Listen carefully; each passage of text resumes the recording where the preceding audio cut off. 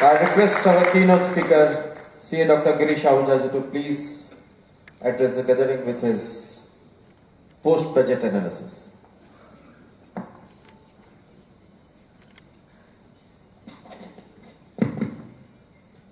Immediate past president of the SGCCI, Mr. Hitel Mehta ji, Central Council member of the Institute of Chartered Accountants of India from Surat only, C.H. Jayacharya ji, Chairman of the Surat branch of the ICAI, Mihir Thakkar ji, the Regional Council member from Surat only for Institute of Chartered Accountants of India, C.A. Balkishan Agarwal ji, Secretary of the SGCCI, Dhiren Bhai, Treasurer of SGCCI, of course, Shailesh Desai ji, Suresh Kabra ji, the Head of the Taxation Committee, Chairman of the SGCCI, Anu Jariwala ji, Chairman of the Taxation Committee, Head of the Finance Cell, Rakesh Jain from SGCCI, of course, and Master of Ceremony, CA Pradnyesh भाई, ladies and gentleman. Sir, मुझे बोला गया कि यहां पर आप ज्यादा technical नहीं होना, लेकिन कवर सब कुछ करना, because here the industry people are also sitting, they are not only chartered accountant, otherwise would have gone by clause discussion, section wise discussion. No problem, मैं बिल्कुल वही करूं, और कहा गया हिंदी इंग्लिश मिक्स बोलना, तो वो भी बोलूंगा। I do that, nothing to worry about that. There was a rumour, और काफी बड़ी र्यूमर चल रही थी सोशल मीडिया में, कि इनहेरिटेंस टैक्स आ रहा है, इनहेरिटेंस टैक्स आ रहा है, और पर्टिकुलरली इंडस्ट्रियलिस्ट बहुत परेशान थे। बहुत इंडस्ट्रियलिस्ट मेरे पास भी आए आफ्टर मीटिंग बिग फोर जो कंपनीज है चार्टर्ड अकाउंटेंट की। I got call from them, we want to meet you, CFO का फोन आया कि आप मिलना चाहते हैं। 3-4 लोग अलग अलग आए जस्ट टू फाइंड आउट। मेरे को आए, मैंने ओपिनियन ले लिया। भाई बोलिए क्या ओपिनियन ले लिया? मैंने बुलाया ऑफिस में, सर हम इनहेरिटेंस टैक्स के बारे में ओपिनियन लेना चाहते हैं। मैं कहा आप ओपिनियन नहीं लेना चाहते, आप सर मेरे से पूछना चाहते हैं आ रहा है कि नहीं आ रहा है, क्योंकि शायद मुझे तो पता ही होगा, तो आप बता दो हमें। क्योंकि जब हम इनकम टैक्स रीराइट कर रहे हैं और हम दे देंगे इनकम 31 जुलाई तक, तो उनके दिमाग में था इनको तो पता है, बाकी को पता हो या ना। सो इंडस्ट्री वालों को मैं कह रहा हूं कि हम इतनी जल्दी वो नींद टूटते कि बता दें कि क्या हुआ, बट आई टोल्ड यू, तीनों को अलग अलग बताया कि भैया आ भी जा रहा है तो क्या होगा। सर हम चैरिटेबल वो प्राइवेट ट्रस्ट बना लेते हैं और सब पैसा प्राइवेट ट्रस्ट को दे देंगे, ताकि वो कंटिन्यूटी परपेचुटी रहेगी, तो हमें इनहेरिटेंस टैक्स नहीं लगेगा। इसलिए हम सोच रहे हैं। मैंने उनसे बोला वो तो आप बाद में भी बना सकते हैं, आफ्टर इनहेरिटेंस टैक्स कम्स, आपको अलाउड है बनाना। टाइम इतनी जल्दी मरने वाले तो है नहीं हम कि कल ही करे जाएंगे, लेकिन पर्पस कुछ और था, दिमाग में प्लानिंग कुछ और थी, लेकिन इनहेरिटेंस सिखाया नहीं। पर यह मत समझना मोदी जी ने छोड़ दिया। ये मैं आपको बता दूं, सुपर रिच को बहुत तंग कुछ करा इस बार मोदी जी, बिल्कुल सुपर रिच को टैक्स लगाया है, और किसी को पता भी नहीं लगा, और सुपर रिच बोल भी नहीं सकते। ये मैं आपको बता दूं। पहला क्या किया है, if your total income exceeds 2 crore but it does not exceed 5 crore, that surcharge has been raised from 15% to 25%. And if your total income exceeds 5 crore, the surcharge has been raised to 37%. 37%! अरे 30% maximum margin rate है और 37% surcharge है। आज तक हुआ नहीं। कितना tax पड़ गया? इफेक्टिव रेट 2 से 5 करोड़ वालों का 39% और 5 करोड़ वालों का 42.74%। किसी ने पूछा सर ये कौन सा तरीका है, ये 30% जो रेट था इसको 35 कर देते, ये कौन सा तरीका है 37% सरचार्ज, अरे 32, 33, 34, 35 कर देते तो क्या फर्क पड़ता। मैं आपको बताऊं, हम लोग बदलाव में टैक्स प्लानिंग करते हैं या क्या करते हैं? सरकारें भी प्लानिंग करती है और दूसरों को बेवकूफ बनाते हैं। क्या अगर हम 30% का 35% कर देते और वो जो 5% टैक्स आता उसमें से 2/3 स्टेट गवर्नमेंट को देना पड़ता और 1/3 इनके पास आता, 2/3 का। लेकिन अगर सरचार्ज करेंगे तो पूरा का पूरा सेंट्रल गवर्नमेंट। एक बड़ी सरकार ने बाकी सरकारों को बेवकूफ बना दिया और ले गए सारा पैसा निकाल के। देख रहे हैं आप, ये प्लानिंग होती है, ये दिमाग होता है। और 12,500 करोड़ रुपया मिल गया ये टैक्स लगाने, और सुपर रिच बोलते भी नहीं कुछ, इनकी हिम्मत ही नहीं है बोलने की। 12,500 करोड़ रुपया और चुप करके निकाल लिया, और सरकार भी कुछ बोल नहीं सकती, मेजॉरिटी हमारे पास है, बोल कैसे सकते हैं 12,500।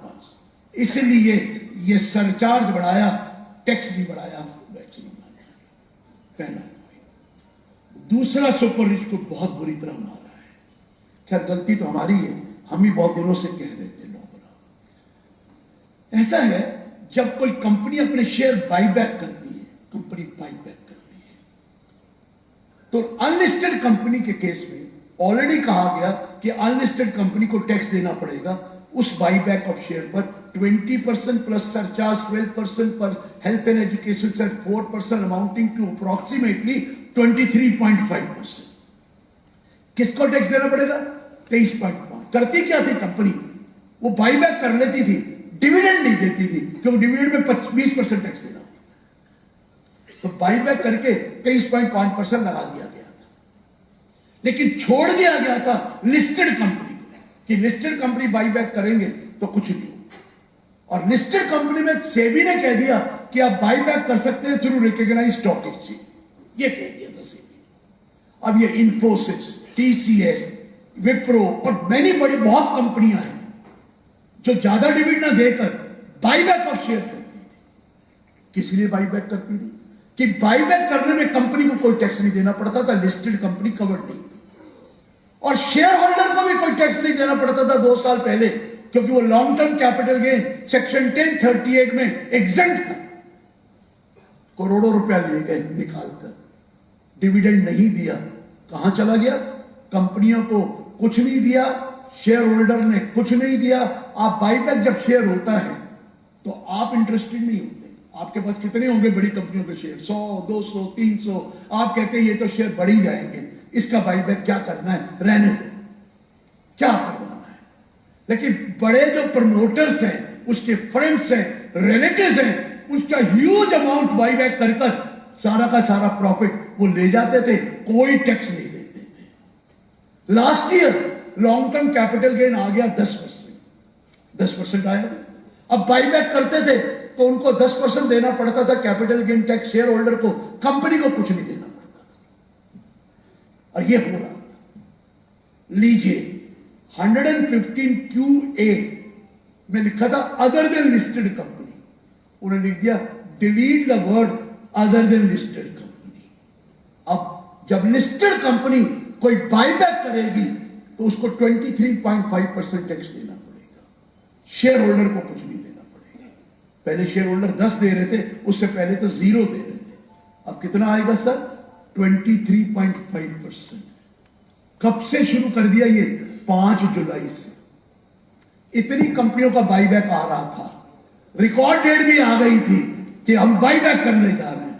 सब कंपनियों ने बाईबैक कैंसिल कर दिया, अब कोई बाईबैक नहीं हो रहा है। ये प्लानिंग करिए पैसा निकालने का तरीका कि आप इतना पैसा डिविडेंड का बचाकर ले जा रहे हैं और टैक्स सिर्फ 10% दे रहे, अब 23.5 देना। यहां भी कोई बड़ा बोल नहीं सकता।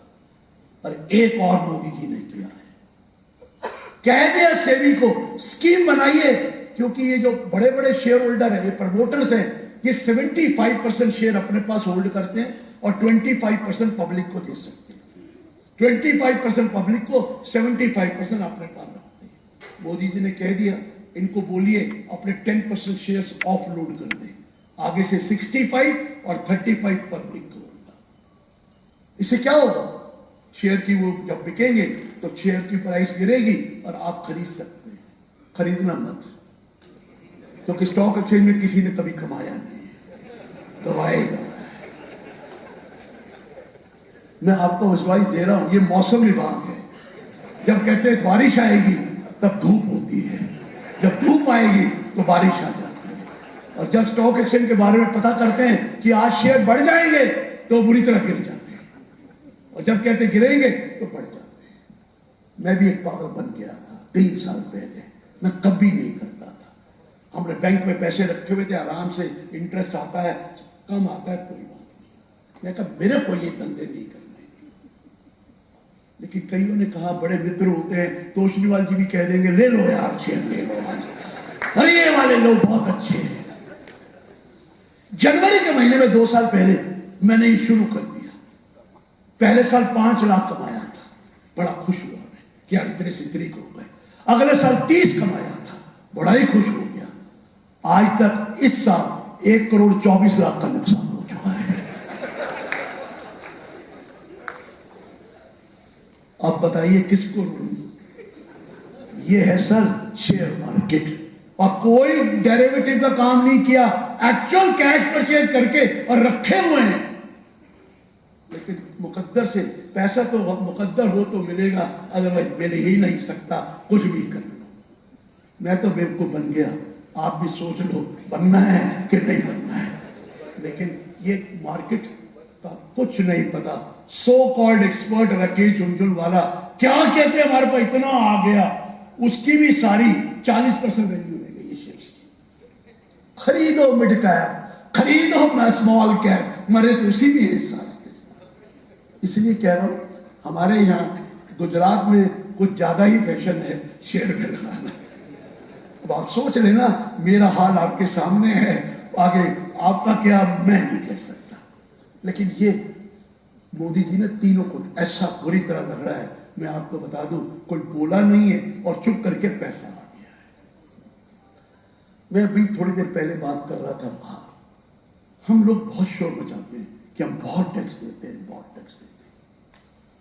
अब आपको डेटा बताऊं, हमारी कंट्री में डेटा दिखाया गया, हम इनकम टैक्स लिखते थे तो रोज डेटा दिखाया जाता। सिर्फ 15,000 एसएससी हैं, 15,000 एसएससी बोल रहा हूं, SSC includes individual, firm, company सब मिलाकर, जो टोटल डायरेक्ट टैक्स रेवेन्यू का 80% कंट्रीब्यूट करते हैं इस country. Only 15,000 SSC out of 6 crore 80 lakh की जो रिटर्न जाती है, बाकी को तो कह ही नहीं रहा कुछ। कितना टैक्स देते हैं? 80% of the total revenue direct tax revenue. 11,40,000 crore रुपया लास्ट ईयर इकट्ठा हुआ। 80% 9 करोड़ 12 लाख किसने, 9 करोड़ 12 लाख करोड़ रुपया किसने दिया? 9 लाख 12 15 लाख में। और हम बाकी जो 80% है वो है 20% टैक्स 6 करोड़ 70 लाख से आता है। और सबसे ज्यादा शोर वही मचाते हैं, मार दिया मोदी जी ने, कुछ छोड़ा ही नहीं हमारे लिए, बिजनेस ही बंद करा दिए। सर हम देते क्या है? हम आपसे दिल से पूछिए, देंगे। अब वक्त बदल गया, थोड़ी देर में बताऊंगा, लेकिन देंगे। लेकिन ये है सर हालत। 15,000 से 15,000 इंडिविजुअल नहीं है, सब मिलाकर 80% टैक्स देते। मोदी जी ने प्रॉमिस किया था जब सरकार आई थी कि हम टैक्स, कॉर्पोरेट टैक्स 30 से 25% कर देंगे। पार्शली फुलफिल भी कर दिया। आपको पता है 99% कंपनीज अब 25% टैक्स देती है। 99% कंपनी का इस कंट्री में टर्नओवर 250 करोड़ से ऊपर नहीं है। 99%। ओनली 1% कंपनी है जिनका टर्नओवर 250 करोड़ से ज्यादा था। हम भी जब लॉ बना रहे तो हमने कहा इसका 30 का 25 करना है, क्योंकि मोदी जी भी कहा हम भी चाहते हैं 25 हो। हमें कहने लगे सर डेटा देख लो, बाकी तो जो कहोगे हमने करना ही नहीं। हमें डेटा दिखाया गया। ये जो 1% कंपनी है, सिर्फ 1% इंडिया में, अगर हम उनका टैक्स 30 से 25% कर देते तो 96,000 करोड़ का नुकसान होता है। कितना सर? 96,000 करोड़। अब इसको 6 गुना मल्टी कर दीजिए, 30% कितना होता है? 5,88,000 करोड़ रुपया सिर्फ 1% कंपनी पैसे देती है। 5,88,000 करोड़ रुपया। बाकी जितना भी है वो कंपनियां 99% फर्में, सीसी, इंडिविजुअल सब मिलाकर देते हैं। तो किससे पैसा आता है? 1% कंपनी से इतना पैसा आता है। कहने लगे कैसे करें? न करना तो है ही, वो तो बाद में देखेंगे। इस बार भी यही हुआ कि हमने 99 कर दिया है, अगर 100% कर देंगे तो 96,000 करोड़ का नुकसान होगा। क्या किया जाए? हम जो यहां सीए बैठे उनको पता है, हम इंस्टीट्यूट ऑफ चार्टर्ड अकाउंटेंट में जब एग्जाम होता है तो रिजल्ट एग्जामिनेशन कमेटी बैठती है और उसके पास रिजल्ट आता है, देखते हैं ये तो बहुत ही गंदा रिजल्ट है, 3% तो बहुत कम है, तो मॉडरेशन करते हैं वहां बैठकर कि अगर हम 5 नंबर सबको दे दें तो कितना रिजल्ट बढ़ जाएगा, 10 दे दें तो कितना बढ़ जाएगा, 15 दे तो कितना बढ़ेगा, 20 दे 25 दे तो कितना बढ़ेगा। एक साल तो ऐसा आया था 78 मार्क्स बढ़ाए गए थे, इतना बुरा रिजल्ट था। ये मत समझना आप पास हो गए, ये तो मॉडरेशन ने पास किया। मैं ठीक कहना चाह रही सर, एम आई राइट? हर बार मीटिंग होती है, आज का रिस्ट्रिक्शन लगा रखी है, मैक्सिमम 25 मार्क्स का मॉडरेशन करेंगे अनलेस तो है ना। हर बार डिसाइड करते हैं 5 बढ़ाए, 10 बढ़ाए, 15 बढ़ाए, क्योंकि कम आज तक नहीं हुए। कभी सोचना कम हो गए, कभी नहीं हुए, ये मिथ है। तो गवर्नमेंट ने भी सोचा कि भैया 250 करोड़ तक तो माफ कर दिया, 25 कर दिया, अगर 500 करोड़ करेंगे तो कितने नुकसान होगा, इनको तो नुकसान होना। अगर 750 करोड़ कर देंगे तो कितना नुकसान होगा, अगर 1000 करोड़ कर देंगे वैल्यू तो कितना नुकसान होगा, और पूरा कर देंगे तो 96,000 करोड़ का नुकसान है। क्या किया जाए कि गजब। अब मैंने उनको कहा, अभी आपने देखा ये 400 करोड़ की फिगर आई, 400 करोड़। मैंने कहा सर जब कोई शादी पे जाता है तो वो कभी 1101 है, उसके बाद 1500 नहीं होते, सीधा 2100 रुपया होता है। उसके बाद 2100 के बाद और कोई फिगर नहीं आती, 3100 रुपये दे दीजिए। 3100 के बाद कितने देते हैं? 5100। कभी 4000 सुना है? 5100। अगली फिगर क्या होती है? 11000, 21000, 31000। कभी किसी ने सुना है 4000 रुपए दे दो, 4100 रुपए दे दो, 7100 रुपए दे दो? कभी सुना? मैंने कहा सर ये 50 से आपने 250 किया था, अब 250 से 500 करोगे तो ज्यादा अच्छा लगता है, ये 400 करोड़ की क्या फिगर है, ये तो अच्छा नहीं लगता। कहते सर हमारी बात सुन लो, 250 से 500 करोड़ करते हैं तो 26,000 करोड़ का नुकसान होता है, तो क्या करें? और 250 से 400 करोड़ किया है तो 6,250 करोड़ का नुकसान हुआ है। तो गवर्नमेंट ने 400 करोड़ वालों को 25% कर दिया है। 400 करोड़ फिगर ये ऑड लगती है, 400 करोड़, 500 करोड़ है यार, 250 के बाद 500 ही होता है, 400 थोड़ी होता है, लेकिन 400 करोड़ कर दिया। प्रीवियस ईयर 2017-18 का turnover if it did not exceed 400 crore आपको 25% टैक्स देना है। तो अब कितने बचे? ये 99.3% हो गए, अब सिर्फ 0.7% कंपनी बची जिसका 25 करना है, लेकिन 0.7% कंपनी का नुकसान 88,000 करना है। तो करेंगे ग्रेजुअली। आपने देखिए गवर्नमेंट भी प्लानिंग करती है, सोचती है कि क्या हम बढ़ाएं, कितनी फिगर बढ़ाएं तो क्या होगा। ये किया है सर, सो कंपनियों के लिए ये किया है। अब जरा देखिए दिमाग लगाने वाले क्या थे, और इंडिया में तो दिमाग भरा हुआ है, ये तो पक्की बात है। हमारे एक सेक्शन है 56 सब सेक्शन 210, थोड़ा सा बोलना पड़ेगा, मुझे माफ कीजिए, सेक्शन कई बार बोलना पड़ता है और फिर इंप्रेशन भी जमाना पड़ता है कि मुझे आता है सेक्शन। सुनिए क्या है उसमें लिखा है कि अगर आप किसी को 50,000 से ऊपर गिफ्ट देंगे, more than some money more than 50,000 in aggregate for without consideration, तो वो 50,000 रुपए उसको जितने भी पैसे दोगे उसके हाथ में टैक्स है। आप कोई इमूवेबल प्रॉपर्टी अगर विदाउट कंसिडरेशन किसी को देंगे तो वो भी उसके हाथ में टैक्सेबल, अगर स्टैंप ड्यूटी वैल्यू 50,000 से ज्यादा है। अगर स्टैंप ड्यूटी वैल्यू और परचेज प्राइस में डिफरेंस है, क्योंकि इनएडिक्वेट कंसिडरेशन है और वो डिफरेंस 50,000 से ज्यादा है, तो भी टैक्स लगता है। अगर एक property other than immovable property है, अगर आप किसी को देते हो और उसकी मार्केट वैल्यू 50,000 से ज्यादा है, आप विदाउट कंसिडरेशन देते हो तो उसको टैक्स लगता है। यही है ना सर? किसको टैक्स लगता है? रेसिपिएंट को। रेसिपिएंट को लगता है ना कि भाई तेरे, हाँ अगर वो रिलेटिव है, ऑन ओकेजन ऑफ मैरिज है, विल है तो नहीं, अदरवाइज टैक्स लगता है। आप किसी को भी गिफ्ट दीजिए टैक्स लगता है अगर वो रिलेटिव नहीं है। अब सवाल आया, एक रेजिडेंट ऑफ इंडिया था, उसका इंडिया में अकाउंट में बैलेंस पड़ा था और प्रॉपर्टी भी काफी थी। उन्होंने बाहर जाकर एक नॉन रेजिडेंट को 4 करोड़ रुपए की गिफ्ट दी। तो इनकम टैक्स डिपार्टमेंट कहने लगा मुझे इस पे टैक्स दीजिए। उन्हें क्यों दूं? कहता कहां लिखा हमने कि नॉन रेजिडेंट और या रेजिडेंट वर्ड हमने लिखा ही नहीं है। तो किसी को भी गिफ्ट मिलेगी इंडिया से उसको टैक्स लगेगा, तो आपको देना पड़ेगा नॉन रेजिडेंट को। नॉन रेजिडेंट कहता दूंगा, पहले हमें लॉ तो बताओ, क्योंकि हमें टैक्स देना पड़ता है टोटल इनकम पे। टोटल तो टोटल इनकम नॉन रेजिडेंट की क्या होती है ये बताओ।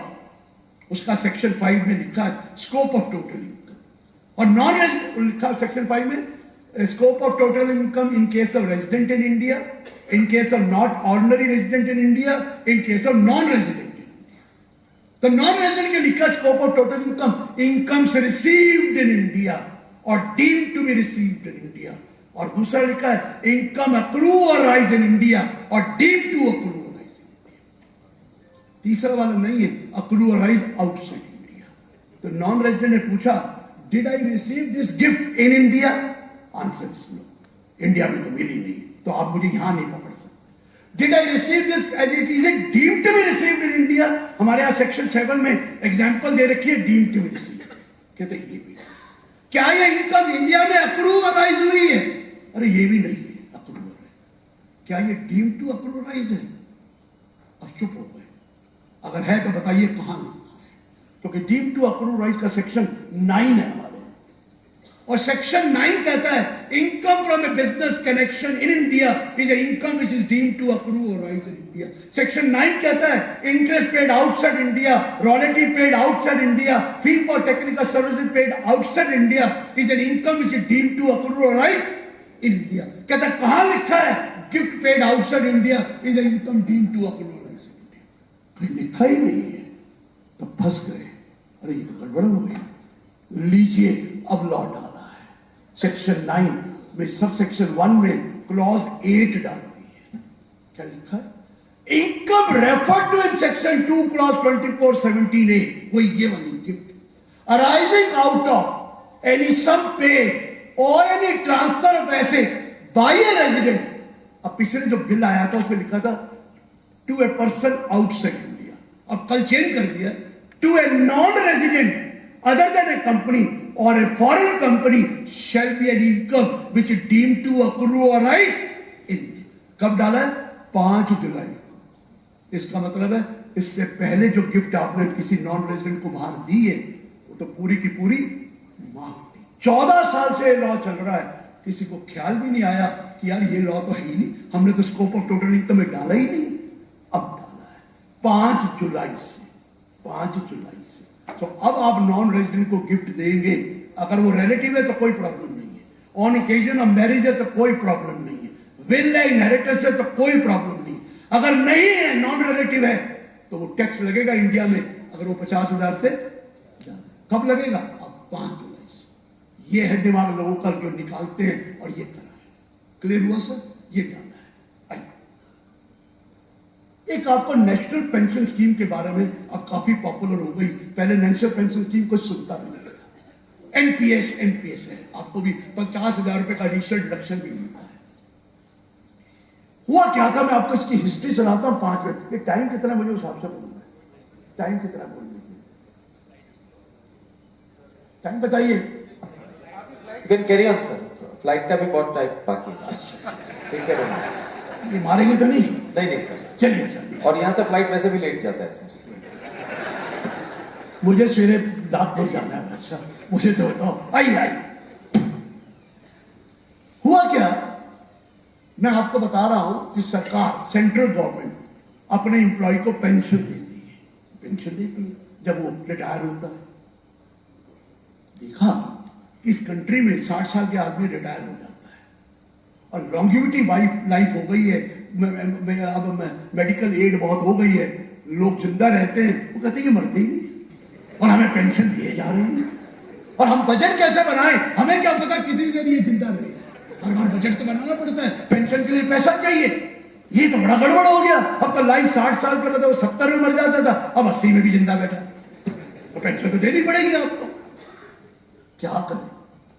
गवर्नमेंट एक नया चीज बताई सेंट्रल गवर्नमेंट ने कि जो भी हमारी गवर्नमेंट को ज्वाइन करेगा 1/12/2004 के बाद, 1/12/2004 उसको पेंशन गवर्नमेंट नहीं देगी।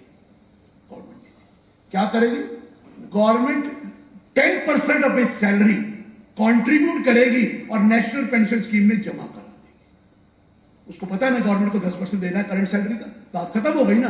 10% salary to national pension scheme, इतना ही एम्प्लॉय कंट्रीब्यूट करेगा और दोनों में जब वो रिटायर होगा वहां से पैसा लेगा, सरकार नहीं देगी, नेशनल पेंशन स्कीम से पैसा आएगा। ऐसे बना दिया ताकि गवर्नमेंट की लायबिलिटी अब 10% लिमिट हो गई, उससे ऊपर हम नहीं देंगे। और वो जिंदा है तो हम, वो एम्प्लॉय है तो हम कंट्रीब्यूट करेंगे, एम्प्लॉय खत्म हो गया तो हमें खत्म हो गया। तो गवर्नमेंट को ये रिलैक्स हो गया कि अब हमें पेंशन जेब से दे दिया, जो हर साल 10% दे। जब ये स्कीम आई तो उसमें लिखा था जब पैसा वापस आएगा, जब आप रिटायर होंगे तो मंथली पैसा आएगा और उसको टैक्स लगेगा। ठीक है, टैक्स लगेगा। लेकिन उन्होंने कहा कि बाकी सरकारी एम्प्लॉई है जो पुराने हैं उनको एक अलाउड है 40% सैलरी को कम्यूट कराना, पेंशन 40% कम्यूट करा सकते हैं, बाकी उनको लेना पड़ेगा इंस्टॉलमेंट। सर हमें भी तो ये फैसिलिटी दो, अब पहले आप देते थे इनको भी दो। तो इन्होंने क्या किया, ओवर द ईयर्स कहा आप 60% कम्यूट करा सकते हैं। कितना? 60, लेकिन उसमें 40% माफ होगा और बाकी 20 पे टैक्स देना पड़ेगा और बाकी आप रिटायरमेंट के टाइम में लेते रहना जैसे भी आपको मिलता है। 40 माफ लीजिए इस साल, उन्होंने कह दिया 40 को बढ़ाकर 60 कर दिया। मतलब जितने भी पेंशन आप कम्यूट करा सकते हैं, आपकी मर्जी है, 60% तक करा सकते हैं, इससे ऊपर करा ही नहीं सकते, वो आपकी पूरी की पूरी माफ होगी। इसलिए सरकार ने ये स्टेप लिया है। एक दूसरा था, जब सैलरी में जब ये पेंशन कंट्रीब्यूट होती है तो 80CCD में इसका डिडक्शन मिलता है, एम्प्लॉय सैलरी का भी, एम्प्लॉयर सैलरी का भी 10% डिडक्शन है एम्प्लॉयर सैलरी का। अब सेंट्रल गवर्नमेंट ने अपने एम्प्लॉय की जो कंट्रीब्यूशन है वो बढ़ाकर 10% से 14% कर दिया है, 14%। अब एम्प्लॉयर कंट्रीब्यूट करता है, सेंट्रल गवर्नमेंट। अब डिडक्शन अगर 10 की मिलेगी तो गलत है, तो इन्होंने अब क्या किया है, वहां चेंज कर दिया है कि contribution by the employer that is central government shall be allowed as deduction to the extent of 14% of salary, and for others it is 10%. So सरकार ने बिल्कुल अब कर दिया कि ये आपका पेंशन फंड है और जितना आपको विड्रॉल है कर लीजिए। अगर ऑप्ट करेंगे, आप इसको क्लोज करेंगे, 60% तक मिलता है, पूरा 60% माफ होगा। वो तो आपको भी फायदा है, सबको हो गया ये। आइए, बड़ी इंटरेस्टिंग स्टोरी है, इंडस्ट्री वालों को भी पता है कि 48(3) में लिखा है, if the payment of an expenditure exceeds ₹10,000 in a day to a person, that payment should be made by way of account pay check drawn on a bank or by account pay draft or electronic clearing system through a bank. Please remember, ECS through a bank. आपको यह भी पता है जो small traders हैं या small manufacturers हैं जिनका टर्नओवर 2 करोड़ से ऊपर नहीं है, अगर वो डिजिटल पेमेंट लेते हैं, क्या अकाउंट पे चेक से पेमेंट लेते हैं, अकाउंट पे ड्राफ्ट से लेते हैं या ईसीएस से लेते हैं, तो उनके लिए 6% है इंस्टेड ऑफ 8%। पॉलिटिकल पार्टीज में भी लिखा है कि अगर आप 2000 से ऊपर का अगर वो लेंगे डोनेशन तो अकाउंट पे चेक से लीजिए, अकाउंट पे ड्राफ्ट से लीजिए, ईसीएस से लीजिए, थ्रू बैंक।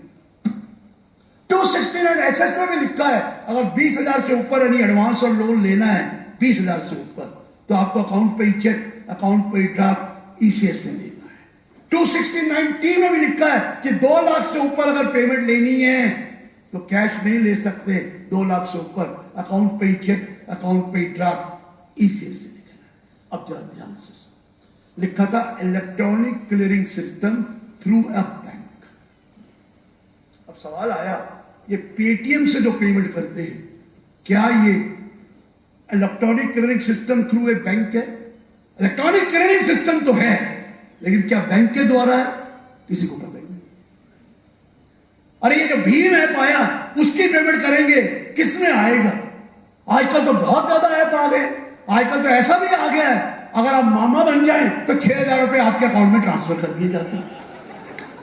समझ में आया वो क्या है?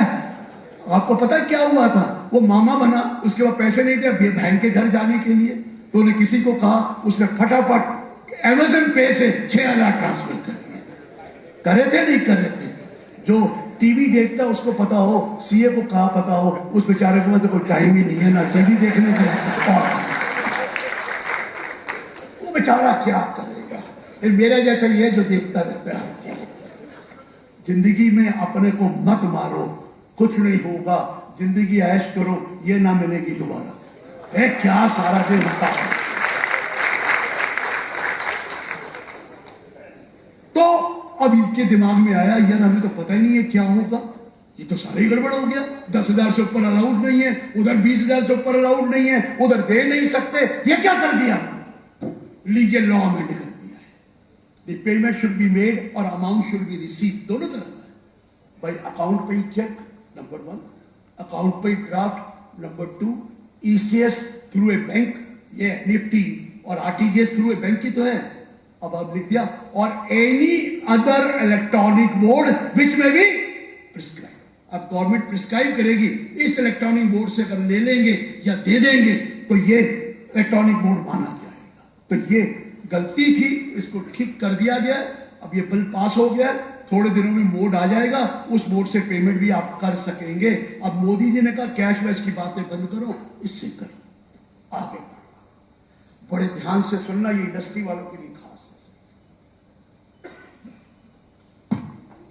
निर्मला सीतारमण ने कहा था कि आपने बड़ौदा से माल बेचा चेन्नई में, और वो चेन्नई वाला आपके अकाउंट में कैश जमा करा देता है।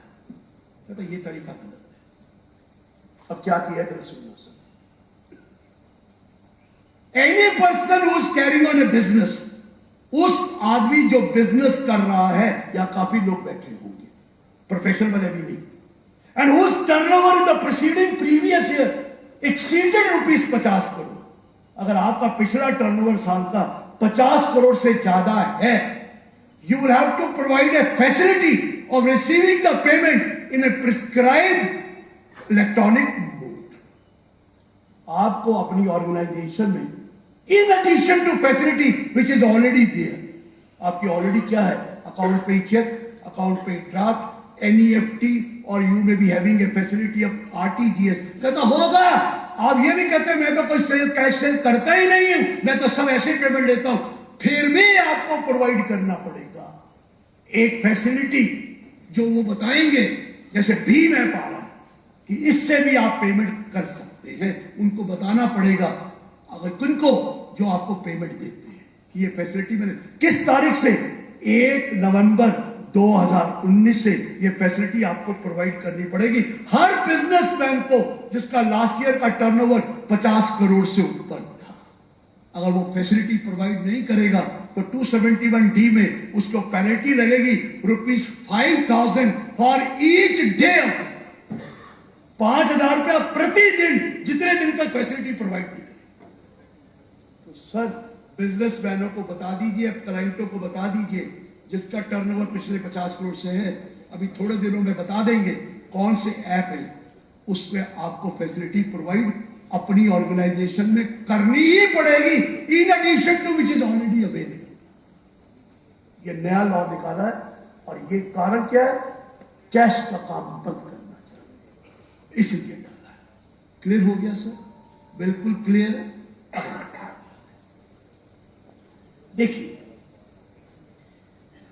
चैरिटेबल ट्रस्ट के बारे में ज्यादा बात नहीं करूंगा, यहां पर इतने लोग नहीं होंगे, लेकिन चैरिटेबल ट्रस्ट वालों को बहुत तंग कर दिया। और अगर चैरिटेबल ट्रस्ट ने कंप्लायंस नहीं करी under any other law which is in force for the time बी, तो कमिश्नर आपके रजिस्ट्रेशन कैंसिल कर सकता है अंडर एनी अदर लॉ।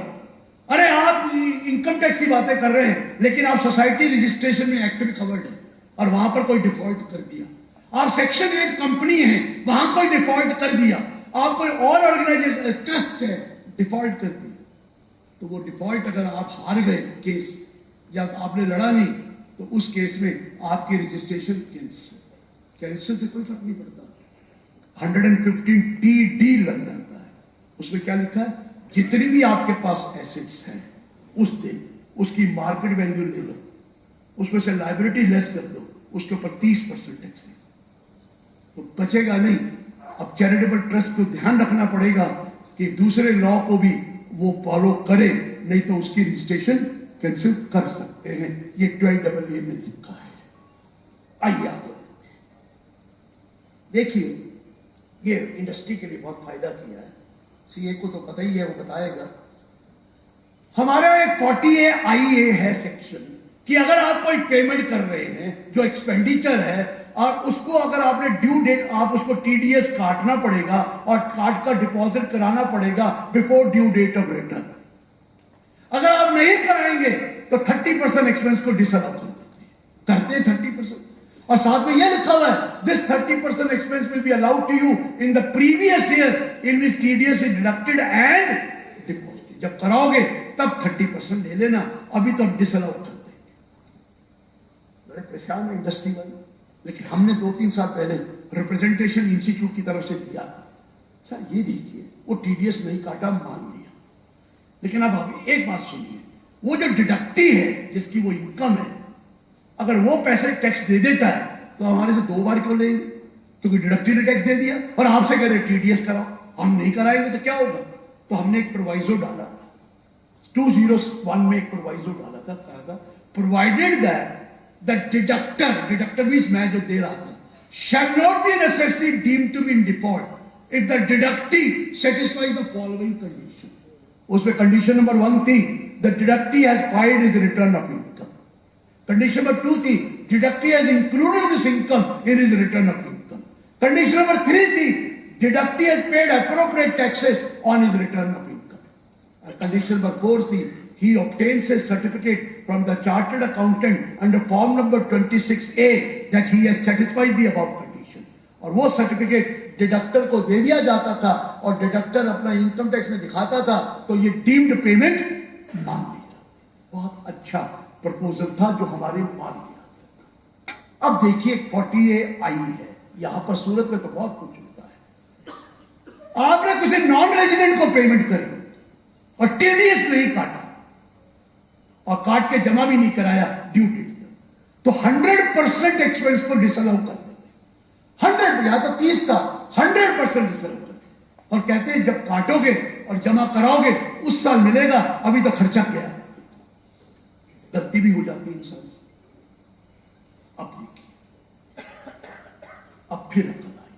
अब उन्होंने क्या कहा है कि अगर नॉन रेजिडेंट के केस में अपने टीडीएस नहीं काटा, लेकिन अगर नॉन रेजिडेंट अपने रिटर्न भर देता है इंडिया में, उस इनकम को इंक्लूड कर लेता है, उस पर टैक्स दे देता है और नॉन रेजिडेंट एक सर्टिफिकेट ले लेता है सीए से कि ये इसने सारा कर लिया है, तो वो अगर उसको दे देगा तो उसको ये डिडक्शन अब मिल जाएगी, डिसअलाउंस नहीं। तो बहुत बार गलती हो जाती है। हमें नॉन रेजिडेंट के केस में कभी काटते नहीं है, कभी कम काटते हैं, तो वो कहता है हम तेरे को देंगे नहीं, ला दो। तो ये करा है। इसका दूसरा पहलू भी देखिए, इसको अब 40A से ना करिए। एक नॉन रेजिडेंट की प्रॉपर्टी सूरत में है, वो बेचना चाहता है और आप खरीदना चाहते हैं। जब आप प्रॉपर्टी खरीदते हैं तो उसके ऊपर टीडीएस काटना पड़ता है, क्योंकि नॉन रेजिडेंट को आपने पेमेंट करनी है। अभी तो ये भी नहीं पता टीडीएस पूरे अमाउंट पे काटना है कि कैपिटल गेन पे काटना है, क्योंकि कैपिटल गेन निकालेंगे कैसे? लेकिन आपको काटना पड़ेगा, नहीं तो आपको आपके ऊपर पेनल्टी आ जाएगी। अब कम से कम अगर नॉन रेजिडेंट का टीडीएस गलत काट, हम क्या करते थे, नॉन रेजिडेंट भी झूठ बोल देता था, यहां आकर अपना लोकल एड्रेस देकर और हमें ट्रांसफर कर जाता था और हमें पता ही नहीं लगता था। हम 1% टीडीएस काटते थे कि रेजिडेंट को भी 1% काट लिया, फिर इनकम टैक्स से नोटिस आ जाता, क्योंकि उनके पास AIR जाती थी कि ये आदमी तो नॉन रेजिडेंट है, इसका पैन नंबर तो ये है, इसने कैसे, आपने क्यों नहीं काटा? हमारी मुसीबत कर देते। लीजिए, अब कम से कम अगर हमने कम काटा पर उस नॉन रेजिडेंट अपने रिटर्न भर दी है, उसने अपना टैक्स दे दिया है और सर्टिफिकेट हमें दे देगा, तो कम से कम हमें ये पेनल्टी नहीं पड़ेगी। तो ये एडवांटेज है सर, ये लॉ जो लाए बहुत अच्छा लॉ लाए हैं। बी केयरफुल, कि कोशिश ये करिए कि ना जरूरत पड़े, लेकिन कभी मुसीबत पड़ जाए तो ये बेनिफिट आप ले सकते हैं। अब देखिए, लोग कह रहे हैं कि मोदी जी ने इस बजट में दिया क्या है। कुछ भी तो नहीं दिया है। आप इस बजट को गलत पढ़ रहे हैं। इस बार 2 बजट है, एक पहले भी आ चुका है, उसमें कभी ऐसा होता नहीं था कोई बेनिफिट दिया जाए, लेकिन इलेक्शन का टाइम था तो इन्होंने कुछ बेनिफिट वहां दे दिए थे। याद होगा कि उन्होंने स्टैंडर्ड डिडक्शन 40,000 से बढ़ाकर 50,000 कर दी थी एम्प्लॉय के लिए। याद होगा आपने कहा था कि अगर आपकी टोटल इनकम 5 लाख से ऊपर नहीं है तो हम पूरा का पूरा टैक्स रिबेट देकर आपको कोई टैक्स नहीं देना पड़ेगा 5 लाख के ऊपर। कहा था कोई भी आदमी 5 लाख से ऊपर टैक्सेबल इनकम नहीं है, टैक्स देना ही नहीं है उसको। ये गलत है, 5 नहीं है, ये 7 भी हो सकती है। आपको 7 लाख मिला, 1.5 लाख रुपए आप ATC ले लीजिए और 50,000 नेशनल पेंशन स्कीम ले लीजिए तो 5 ही रहे, 7 पे भी नहीं देना था। अरे ये 7-50 भी हो सकती है। अगर आप सैलरी वाले होते तो 50,000 स्टैंडर्ड डिडक्शन भी मिलता, 1 पैसा टैक्स नहीं देना पड़ता। ये 775 भी हो सकती है। अगर आप मेडिक्लेम ले जाए 25,000 का, 775 में भी 1 पैसा नहीं देना। ये 825 भी हो सकती है। अगर आपका फादर या मदर सीनियर सिटीजन था, उसका मेडिक्लेम 825 भी हो। अगर मकान दिया तो 10-25 भी हो सकती है, 2 लाख रुपया हो सकता है। टैक्स तो देना ही नहीं, प्लानिंग करनी, दिमाग लगाओ, सब कुछ नहीं। मेरे को एक सीए बैठा था, सर मैंने बहुत दिमाग लगाया और सारा बेनिफिट ले लिया, लेकिन मेरी जो इनकम आ रही है 5,05,000 आ रही है। अब मैं कहता 5 में माफ था, लेकिन 5,05,000 पर इधर सुनना, 5,05,000 पर कितना टैक्स लगेगा? 5 लाख पर 12,500 और 5,000 पर 1,000, 13,500, 4% हेल्थ एंड एजुकेशन, तो 14,000 से ऊपर लग रहा है। कमाया 5, 14 कहां से हुई? ये तो गलत है सर। मेरा तेरा दिमाग खराब है। पहले क्यों, क्या हुआ? मैं कहा 5 लाख रुपया prime minister national relief fund को डोनेट कर दे, 100% डिडक्शन मिल जाएगी और तेरे को कुछ देना ही नहीं। समझ में आया? क्या दिया? 5 से काम चल गया, 6 है तो 6 कर दे, कर तो सकता है। तो फिर क्यों दिमाग खराब कर रहा है? क्यों गवर्नमेंट को गाली दे रहा है? अरे कर ले, 5 लाख ही आएगा। सर दिमाग नहीं, और एक कुछ लोग गलत काम भी करते हैं, मैं बोलूंगा नहीं, ऐसा भी हो सकता है 10,000 देकर वापस लेकर किसी चैरिटेबल फंड को डोनेट करते हैं। समझ में आ गया? तो 50% डिडक्शन कर दिया और पैसे तो वापस ले लेते हैं। ऐसा काम नहीं करना चाहिए। लेकिन कुछ लोग हैं, what I am trying to explain, planning सब हो जाती है। मोदी जी ने कहा इतनी फैसिलिटी दी है, लेकिन रुकिए, हम और फैसिलिटी देने जा रहे हैं। हम चाहते हैं, हमारा एम है, ये मोटिव है, क्या है? मोदी जी का सपना है क्या? कि हर आदमी का, हर फैमिली का एक घर होना चाहिए और 2022 तक वो घर हो, लिखा बोला है ना उन्होंने, 2022 तक। अब जो गरीब आदमी है, जो फार्मर है, जो गांव में रहता है, उसके पास थोड़ी बहुत जमीन तो है, वो लोन लेके या उसको फैसिलिटी देकर घर बनवा रहे हैं और करोड़ों घर बन भी गए। लेकिन मिडिल क्लास आदमी है, एक लोअर मिडिल क्लास आदमी है, वो बेचारा क्या करे? उसके पास कौन सी लैंड है? अब जरा ध्यान से सुनना। एक यंग चार्टर्ड अकाउंटेंट पास होकर निकला है, एक MBA पास होकर निकला है, या कोई और निकला है, जब वो नौकरी शुरू करेगा उसका पैकेज क्या होगा? 6 लाख का पैकेज साल का, 7 लाख का पैकेज, 8 लाख का पैकेज, इससे ऊपर पैकेज होता है? भाई 70,000 रुपये महीना, 60,000 रुपये महीना, 50,000 महीना ही शुरू करेगा ना, वो तो बाद में बढ़ेगा। उसको तो 1 पैसा भी टैक्स नहीं देना है, क्योंकि वो 2 लाख रुपया जमा कराएगा और 2 लाख रुपया वो जमा करा के उसको डिडक्शन मिल जाएगी, पैसे भी बच गए और टैक्स भी नहीं दिया। अब एक और कह दिया मोदी जी कि भैया तुम्हारे पास घर नहीं है, सर नहीं है। अगर घर है फिर नहीं है तो लीजिए, लोन ले लीजिए फाइनेंशियल इंस्टीट्यूशन से। किस तारीख के बीच में? 1 अप्रैल 2019 से 31 मार्च 20 तक लोन सैंक्शन करा लीजिए, सैंक्शन हो जाएगा और सस्ते में मिलेगा। और आप घर खरीद लीजिए, अफोर्डेबल हाउसिंग, जिसकी स्टैंप ड्यूटी वैल्यू 45 लाख से ऊपर नहीं होनी चाहिए। घर खरीद लो, हम आपको डिडक्शन देंगे 1.5 लाख रुपए की इंटरेस्ट। सर ये 1.5 लाख नहीं है, 3.5 लाख है। 1.5 यहां मिलेगी और 2 ऊपर ले लेना, क्योंकि आप सेल्फ ऑक्यूपाइड। अरे ले लो भाई, यंग आदमी हो, पेरेंट्स के साथ रहते हो, अभी तो कोई खर्चे ही नहीं है, घर ले लो ना, अफोर्डेबल हाउसिंग। अरे ले लो, किराए पे दे देना, किराया आएगा उससे पैसे दे देना, लेकिन आपको कुछ देना तो है नहीं। क्यों नहीं लेते? अरे लो भैया, आपको एक इंसेंटिव मिला है और सबके पास घर हो जाएगा। इतना बड़ा सपना दिया है, लेते क्यों नहीं हो? क्योंकि अब तो साइज भी बढ़ा दिया है। पहले 30 स्क्वायर मीटर या 60 स्क्वायर मीटर कारपेट एरिया था, अब बढ़ाकर 60 स्क्वायर मीटर और सूरत जैसी जगह पर 90 स्क्वायर मीटर कर दिया। 90 स्क्वायर मीटर मतलब 1000 स्क्वायर फीट कारपेट एरिया। अरे सुपर एरिया तो 1200-1300 का होगा, ले लो। और हम आपको डिडक्शन देंगे 1.5 लाख। 1.5 यहां लेना, 2 ऊपर लेना। अगर आपको और किराए पे देना है तो 1.5 यहां लेना, बाकी जितना भी वहां पर दोगे सारा। इससे अच्छा क्या करें? और क्या चाहते हैं आप? बेनिफिट दे रहे हैं। अरे 7 लाख तुम्हारी 8 लाख 9 लाख तनख्वाह थी, अब 10.5 हो जाएगी तो भी मिलेगा, क्योंकि 1.5 लाख डिडक्शन मिल जाएगी। और आप तो अफोर्ड कर सकते हैं, क्योंकि अभी अपने पेरेंट्स के साथ रहते हैं, शादी अभी हुई नहीं है, कोई बात नहीं, घर ले लो। अगर हो भी गई है तो दोनों कमाते हैं, ले लो ना घर, क्या दिक्कत है? अरे बिक जाएगा बाद में, नहीं लेना होगा तो भी तो कैपिटल गेन ही कमाओगे। क्या बुरा किया ये बता दीजिए। लोग कहते हैं कि मोदी जी ने, मैं आपको बताऊं, 8 नवंबर को डिमोनेटाइजेशन हुआ था। दिसंबर की बात है, वो डिमोनेटाइजेशन जो हुआ वो बाद में बताता हूं। दिसंबर की बात है, एक मीटिंग चल रही थी, मोदी जी बैठे थे, जेटली जी बैठे थे, कई चार्टर्ड अकाउंटेंट थे, कुछ लोग इंडस्ट्री से भी बैठे थे। हम लोगों ने कहा सर ये जीएसटी मत लाओ। दिसंबर की बात है, सितंबर 2016 की, जीएसटी जुलाई में आया है 2017। ये जीएसटी मत लो। कह रहे क्यों? कि सर इसमें ऐसा प्रॉब्लम है कि 3 साल तक आप उठ नहीं सकेंगे, इसमें बड़ी प्रॉब्लमें आती हैं और बहुत कंट्रियों का एक्सपीरियंस है। आप इसको अभी आराम से लाना, 2019 में आने के बाद फिर ले आना, 5 साल होंगे ले आना। कहने लगे मुझे हार्श डिसीजन लेने हैं, अभी अभी तो एक डिसीजन लिया डिमोनेटाइजेशन का, एक और ले लोगे? कल वो लूंगा, मुझे वोट लेने आते हैं। हमने माना नहीं था।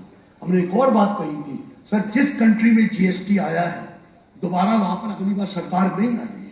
अभी पीएमओ से फोन आया था, हम आ गए हैं।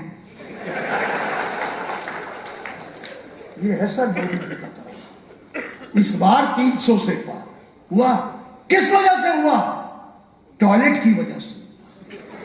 लोग हंसते थे, लाल किले पे टॉयलेट की बात करते हैं, ये कैसा प्राइम मिनिस्टर आ गया है।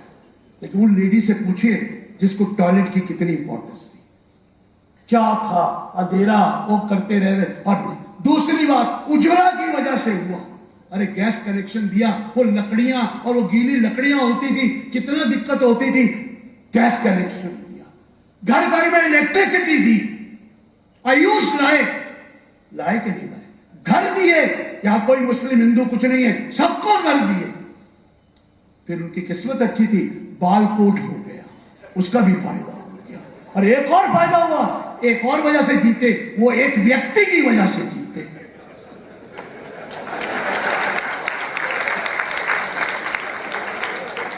एक व्यक्ति की वजह जीत गए। आप पता नहीं क्या सोच रहे हैं, मैं तो अमित शाह की नाम ले रहा हूं। मैंने कब कहा है जो आप सोच रहे हैं? आप जो मर्जी सोचो, मैं तो अमित शाह का नाम ले रहा हूं। अंदर तो मेरे भी वही नाम है। जीते के नहीं जीते? जीते सर। ये है किसी का वेस्टेड इंटरेस्ट नहीं होता ना किसी का, वो दूसरों के बारे में सोचता है। जब किसी का वेस्टेड इंटरेस्ट अपनी फैमिली या अपने लिए होगा, वो दूसरों के बारे में बाद में सोचेगा, पहले अपने बारे में सोचेगा। मैं किसी और का नाम नहीं ले रहा, मैं सिर्फ मोदी जी का ले रहा, मैं तो बीजेपी का नाम नहीं ले रहा। करा के नहीं करा, 300 के पार करके दिखाया। कोई सोच रहा था यहां पर ही हो जाएगा? किसी की सोचने की शक्ति नहीं थी और वो ले गए। पता था उनको हमारे पास अंडर करंट है और अगली बार 350 से पार होगा। ये बता दूं क्यों? क्योंकि नया प्रूफ डेट डाला है, हर घर जल। ये आपने भी सोचा नहीं है। उससे पूछिए जो 4-4 किलोमीटर जाकर एक बटका पानी लेके आते, उनसे पूछिए जिनके यहां टैंकर्स आते हैं और लाइनों में लग लग कर पानी लेना पड़ता है और क्या हालत होती है। अगर हर घर जल पहुंच गया और नल से पानी आ गया सबके घर, तो वोट मिलेंगे कि नहीं मिलेंगे? वोट मिलेंगे सर। ये सोचने की शक्ति है, ये विजन है। छोटी चीज लगती है लेकिन छोटी चीज से ही जीता जाता है इलेक्शन, बड़ी बड़ी चीजों से इलेक्शन नहीं जीते जाते। इसलिए मैं कह रहा हूं इनकी भी सोचने की शक्ति है। क्या सोचा कि देखो बहुत पोल्यूशन हो गया इस कंट्री में, बहुत पोल्यूशन हो गया। अरे क्या पेट्रोल के प्राइस बढ़ गए, डीजल के प्राइस बढ़े, रुक जाओ। अब आपको बोल रहे हैं अब आप ई व्हीकल खरीद लो, इलेक्ट्रॉनिक व्हीकल आने शुरू हो गई है और आ जाएगी। अभी पहली तो आ गई कोरोना वाली, बहुत आएंगी। ई व्हीकल कहा है मैंने, कार नहीं कहा। चाहे 4 व्हीलर ले लो, चाहे 2 व्हीलर ले लो, लोन ले लीजिए, 2023 तक खरीद लो। हम आपको डिडक्शन देंगे इंटरेस्ट की 1.5 लाख रुपया। अरे एक सैलरीड एम्प्लॉई है, सबने मोटरसाइकिल खरीदी है या कार खरीदी है, ईएमआई दे रहा है, कभी इंटरेस्ट की डिडक्शन मिलती थी? कभी मिली किसी सैलरीड एम्प्लॉई को?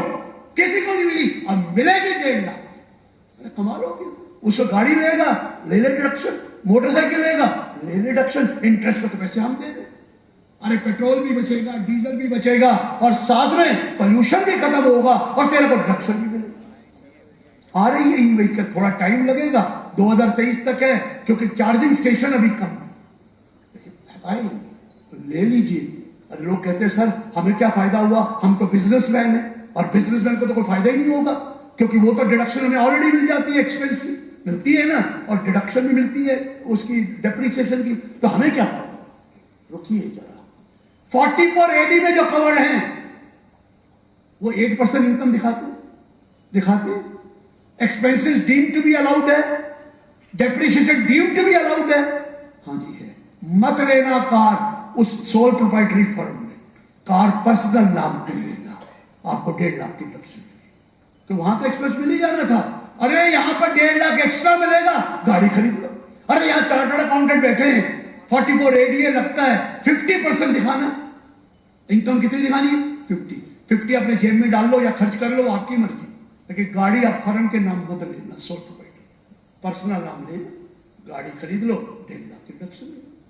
और क्या चाहिए सर, क्या एक्सपेक्ट कर रहे तुम्हें? ये 1.5 लाख की डिडक्शन वो देंगे, सरकार को भी फायदा कि पोल्यूशन खत्म, पेट्रोल कम हुआ, और आपको भी फायदा, आपको 1.5 लाख का एक्स्ट्रा डिडक्शन मिल रहा है। आप बिजनेसमैन है तो भी ले रहे हैं, लेकिन वो वाला बिजनेसमैन जो सोल प्रोप्राइटर है या 44AD में कवर्ड है या 44ADA में कवर्ड है, वो भी ले सकता है। अगर बिजनेसमैन भी है, उसकी फर्म भी है, तो भी ले सकता। तो एक 1.5 लाख का डिडक्शन आपको एक्स्ट्रा मिल रहा है, तो जो आदमी गाड़ी लेगा उसको तो फायदा है ना। ईएमआई में आज तक कभी डिडक्शन नहीं मिला था, अब उसका इंटरेस्ट का डिडक्शन दे। क्लियर हुआ सर? तो ये एडवांटेज और दिया है, लेकिन ज्यादा एडवांटेज दिया तो ये भी चाहते हैं कि आप सीधे हो जाओ। नहीं सीधे होगे तो हम सीधे कर देंगे। सुनिए, एक रूल है कि इंडिविजुअल एचयूएफ को रिटर्न भरनी पड़ती है और उसकी ग्रॉस टोटल या total income before deduction under 80C to 80U exceed the maximum. 80C से पहले अगर आपकी ग्रॉस टोटल इनकम 2.5 लाख से या 3 लाख से ऊपर है, रिटर्न भरनी जरूरी है। अब एक केस देखिए, एक एग्रीकल्चरिस्ट है, उससे 2.5 लाख से कम है, उसके पास एग्रीकल्चरल लैंड है, वो एग्रीकल्चर लैंड बेच देता है, उस पर कैपिटल गेन कमाता है और दूसरी एग्रीकल्चर लैंड ले लेता है और पूरी एग्जेम्पशन ले लेता है। वो कोई रिटर्न भरता है?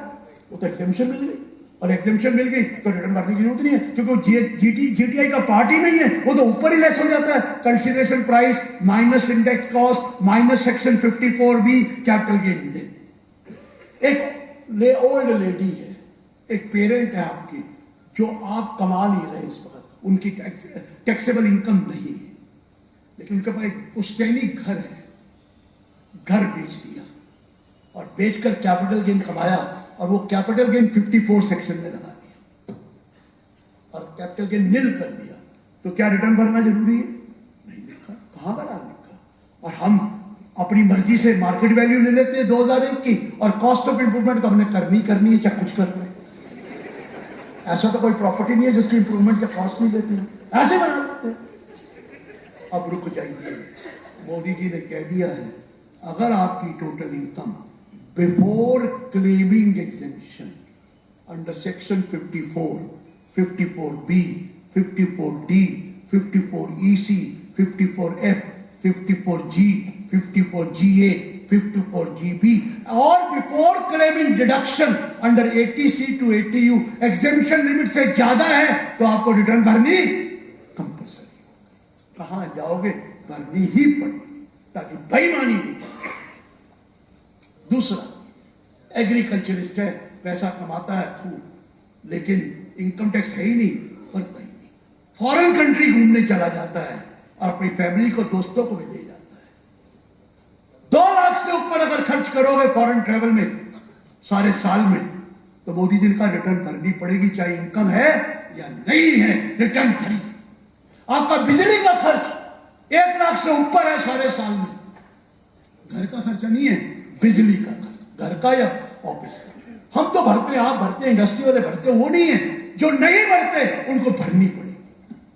अगर 1 करोड़ रुपया आप डिपॉजिट कराते हैं इन वन और मोर देन वन अकाउंट, तो भी आपको रिटर्न भरनी कंपल्सरी भरनी ही पड़ेगी। लास्ट लाइन लिखी चुपके से, और एनी अदर कंडीशन विच में बी प्रिस्क्राइब्ड। मैंने कहा ये क्यों लिखी? कहते सर जब हम ये पार्लियामेंट में देते हैं तो पार्लियामेंट में जो लोग बैठे हैं और वकील ज्यादा बैठे हैं और यहां वो तंग करते हैं कि आप ये कैसे करवा देंगे, ये तंग कर रहे हैं लोगों को, रिटर्न भरवाओ, ये करो। तो हमने 3 आइटम तो दे दी, वहां वो कुछ बोलेंगे नहीं। बाकी आइटम की लिस्ट बना के रखी है, पास हो जाएगा, हम उसको लिस्ट बना देंगे और प्रिस्क्राइब कर देंगे। ये देखिए सरकार कर देगा। एनी अदर, अब बच के आप पार्लियामेंट क्या करेंगे? एनी अदर तो सर हमारी पार्लियामेंट में यही तो प्रॉब्लम है। 2 आदमी अगर सही हो जाए तो कंट्री ठीक हो जाए। बुरा माने अच्छा माने, मैं बोल देता हूं। एक जो वकील बैठे हैं पार्लियामेंट में, ना जीएसटी का है ही नहीं, उनको जीएसटी कुछ है ही नहीं। जितना मर्जी वकील कमा, मैं वकील वो नहीं कहना जो इनकम टैक्स के, अरे वो वकील जो सिविल वाले और जो पार्लियामेंट में बैठे हैं लॉ को बदल देते हैं। और एक हमारे यहाँ है ट्रांसपोर्टर्स, वो कहता है ई वे बिल क्या होता है? हमारे पास तो ऑल वे बिल है, ऑल वे ले लो, ई वे, हम तो सब कुछ ले जाएंगे, जितना माल को लेके चले जाएंगे, कच्चे का ले जाते। ये ठीक नहीं है सर, वक्त बदल गया है। अब आपको ये ई वे और ऑल वे ट्रांसपोर्टर को नहीं चाहिए बेईमानी करना, छोड़ेंगे नहीं। ये बहुत गलत ट्रांसपोर्टर कर रहे हैं, कच्चे का माल ले जाते हैं। कहते हमारे पास तो ऑल वे परमिट है, हमें क्या लेना देना, ई वे क्या होता है, जितना मर्जी माल ले जाए। और एक जो शुरू हुआ है B2C और B2B, समझ में आ गया? माल कंज्यूमर को बेचते हैं और बिल बेच देते हैं उसको बिजनेसमैन को, और आधा आधा शेयर कर लेते हैं। ये सब पता है सरकार को। वक्त बदल गया, थोड़ी देर में बताऊंगा क्या इंफॉर्मेशन कैसे है आपके बारे में, ये भी बताऊंगा। इसलिए उन्होंने एक और बात कही, देखिए आप मकान बनवा रहे, आपको शादी कर रहे, केटरिंग कॉन्ट्रैक्ट दे रहे, और आप पर्सनल यूज है इसलिए टीडीएस नहीं काटते। 194C में, 194J में टीडीएस नहीं काटते अगर पर्सनल यूज के लिए दिया। प्रोफेशनल को पेमेंट करी, डॉक्टर को दी तो टीडीएस नहीं करता। और 194C और J में यह भी लिखा हुआ है कि आप पिछले साल का आपका टर्नओवर अगर ऑडिट का नहीं है तो भी टीडीएस नहीं काटना है। ठीक है सर, लीजिए अब क्या किया है। और कल बदल गया है, ये भी याद रखना, पहले कुछ और था, कल बदल दिया है। क्या कह दिया है? In case of an individual or HUF not being a person who is required to deduct tax under 194C, 194H भी आ गया है, और 194J, but responsible for making payment to a resident contractor for supply for any work or supply of labor for that work, or responsible for paying commission or brokerage, or responsible for paying any professional services will be under an obligation to deduct tax at source at the rate of 5% of the amount paid or credited, whichever is earlier. No deduction required if the amount paid or credited does not exceed 50 lakh. जरा ध्यान से सुनना। अब आप कोई contractor को payment कर रहे हैं, आप इंडिविजुअल HUF हैं, घर का मकान बना रहे हैं, टीडीएस काटना पड़ेगा। आप केटरिंग कॉन्ट्रैक्ट करा रहे हैं, टीडीएस काटना पड़ेगा। आप किसी को कमीशन दे रहे हैं, काट, लेकिन फिगर बता दी 50 लाख रुपए। मैंने ये क्या किया, बेड़ा गर्क कर दिया। कहते क्यों? मैं कहा वो क्या करेगा, बिल्डिंग कॉन्ट्रैक्ट 50 लाख रुपया, सैनिटरी कॉन्ट्रैक्ट 50 लाख रुपया, ये इलेक्ट्रिकल कॉन्ट्रैक्ट अलग को देगा 50 लाख रुपया, टीडीएस काटेगा ही। तो फायदा क्या हुआ?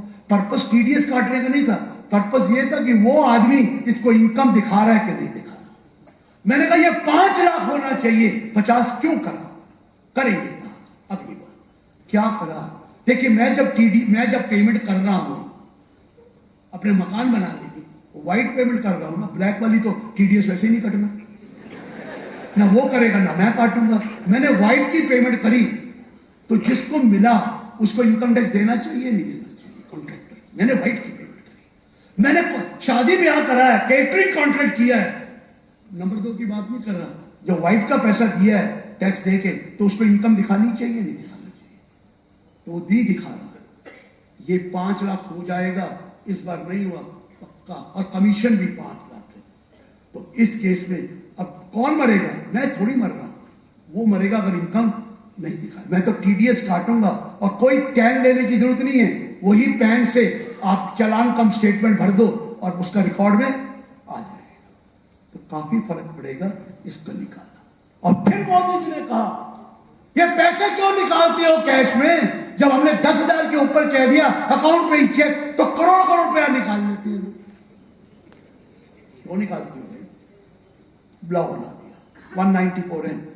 Every bank, post office or a cooperative bank responsible for making payment of more than 1 crore। पहले लिखा था पिछले लॉ में, अभी जो आया था in an account, कल बदल दिया in one or more than one account।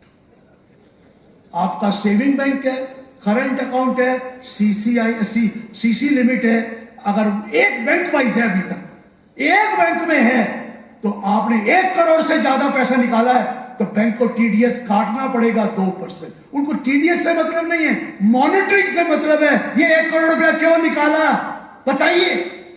अरे ये ट्रांसपोर्टर करोड़ों रुपया निकाल लेते हैं, ओ जी उसको दिया 35 हजार करके ट्रक वालों को कैश देना पड़ता है सर, उनको वो जमा कराना पड़ता, पेट्रोल लेना है, डीजल लेना है, ये लेना है, करोड़ों रुपया निकाल लेते हैं।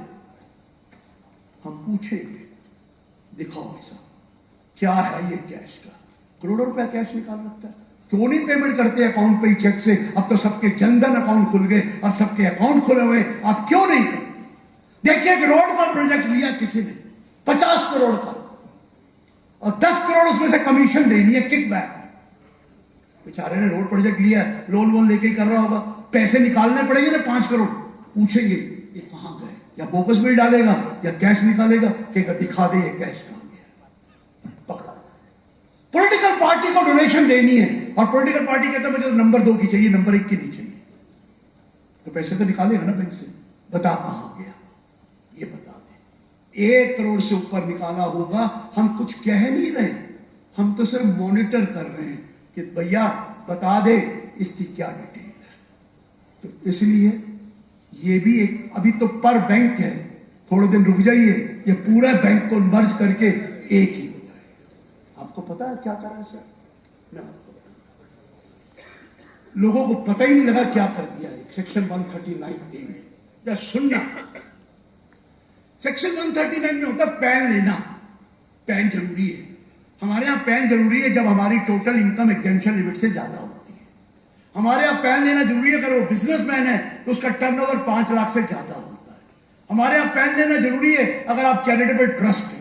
हमारे यहां पैन लेना जरूरी है कि स्पेसिफाइड फाइनेंशियल ट्रांजेक्शन 50,000 से ऊपर है तो लेना पड़ता है 2.5 लाख। अब ये इन्होंने क्या डाल दिया है? If you enter into a transaction which में बी स्पेसिफाइड, बताइए अगर वो ट्रांजेक्शन करोगे तो आपको पैन लेना मैंडेटरी है।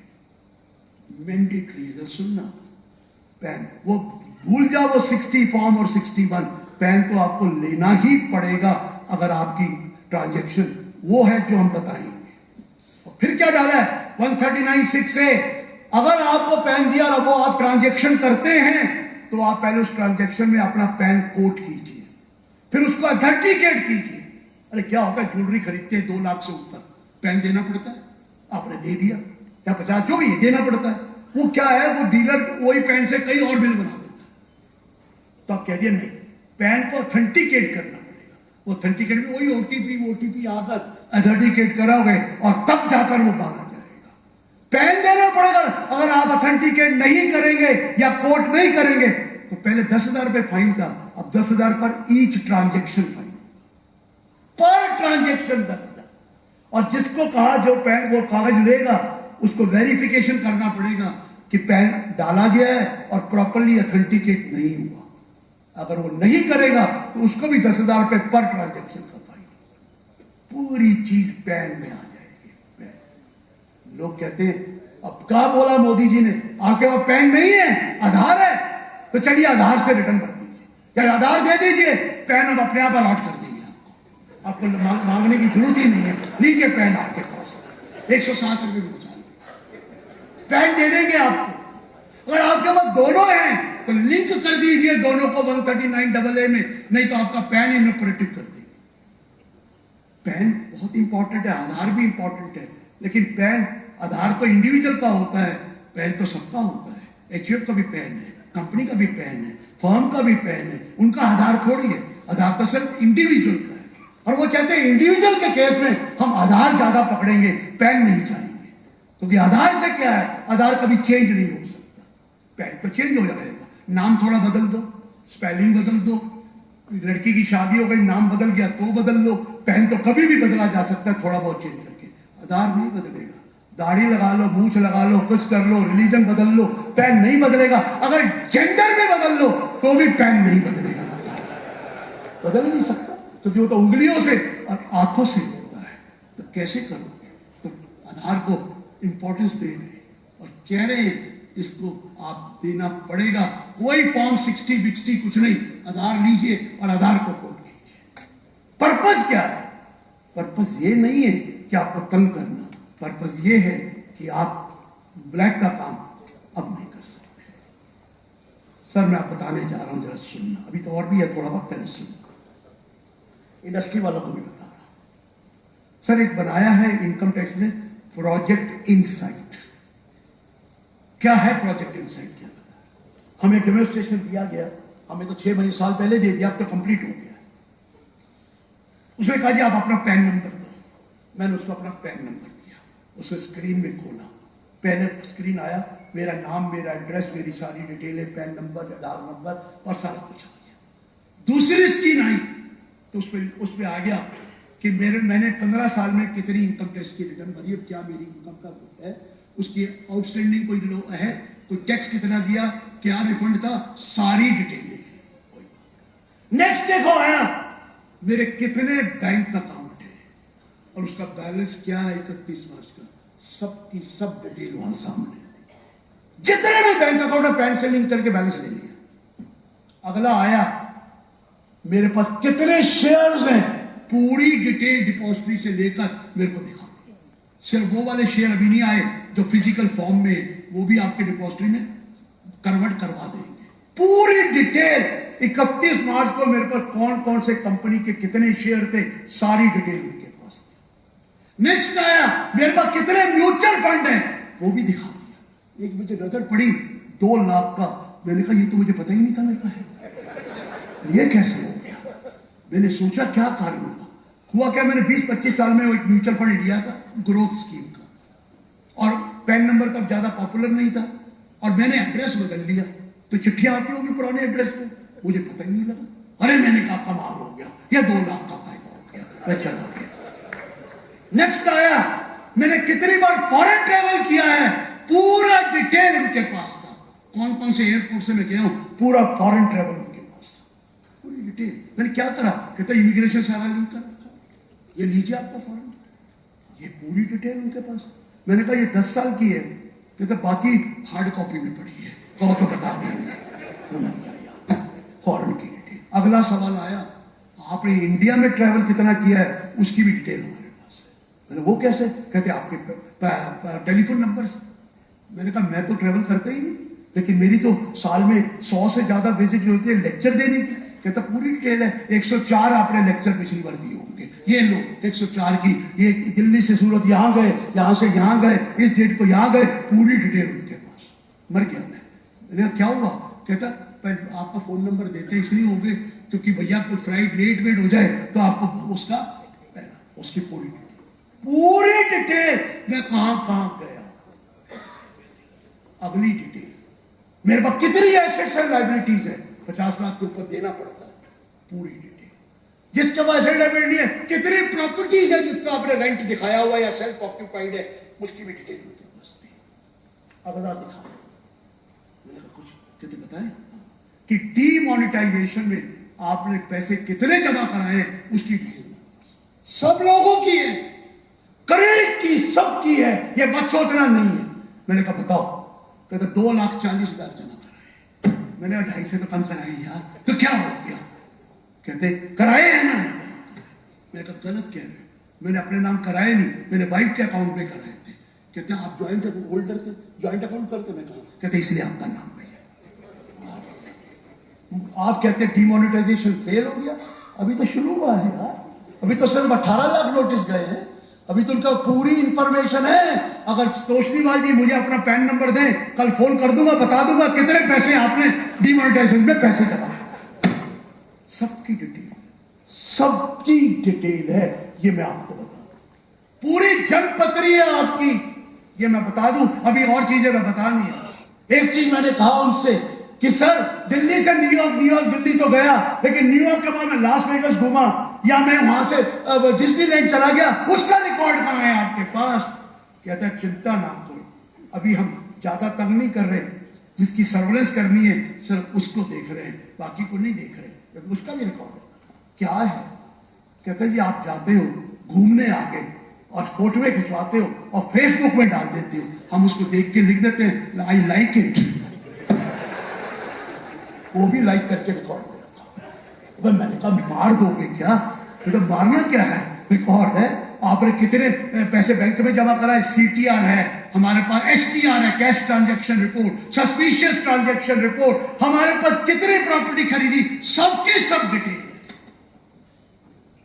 ये मैं नहीं कर रहा, मोदी जी नहीं कर रहे, ये कंप्यूटर है सर, हर चीज वहां पर है, हर चीज लिंक कर दी है। थोड़े दिन रुक जाओ, आपका जो कैपिटल गेन कमाओगे शेयर पर, वो अपने बनकर 26 एस में आ जाएगा। कितना कैपिटल गेन कमाया आपने, इतना शॉर्ट टर्म और इतना लॉन्ग टर्म। अरे क्या बातें कर रहे, अगर 40,000 से कम TDS करता नहीं है ना आजकल उसमें, FDR में, लीजिए, बैंकों को बोल दिया ई फाइलिंग करिए और वहां से सीधा आपके 26 एस में आ जाएगा कि इतने इंटरेस्ट है जिसमें आप पे TDS नहीं करना है। थोड़े दिन रुक जाइए, सीधा छाप आपको इनकम टैक्स की रिटर्न पकड़ा देंगे, तो साइन करो और टैक्स दो, इतना तुम्हारा ही। कंप्यूटर नहीं किया, मैंने कुछ नहीं किया, पूरी डिटेल है और आपको बता रहा हूं जिसने डिमोनेटाइजेशन किया हुआ है बचेंगे नहीं, तो ये सरकार दोबारा आ गई है, छोड़ेंगे। अभी 6 साल है 148 सेक्शन करने, आपको छोड़ेंगे नहीं, इसलिए बता रहा हूं सब अपने आप सुधर जाओ, नहीं तो मोदी जी सुधार ही देंगे आपको। मैं तो मोदी जी इतना डर गया हूं, मैं आपको बताऊं, ये लोग कोट पहन के बैठे हैं, मैंने तो मोदी जैकेट पहनना शुरू कर दिया।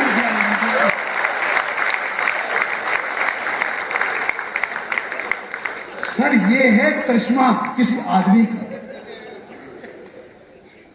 और अब लास्ट में एक चीज बता रहा हूं, चार्टर्ड अकाउंटेंट भाइयों से बहुत ज्यादा क्लाइंट बुरा माने या अच्छा माने मैं बताने जा रहा हूं।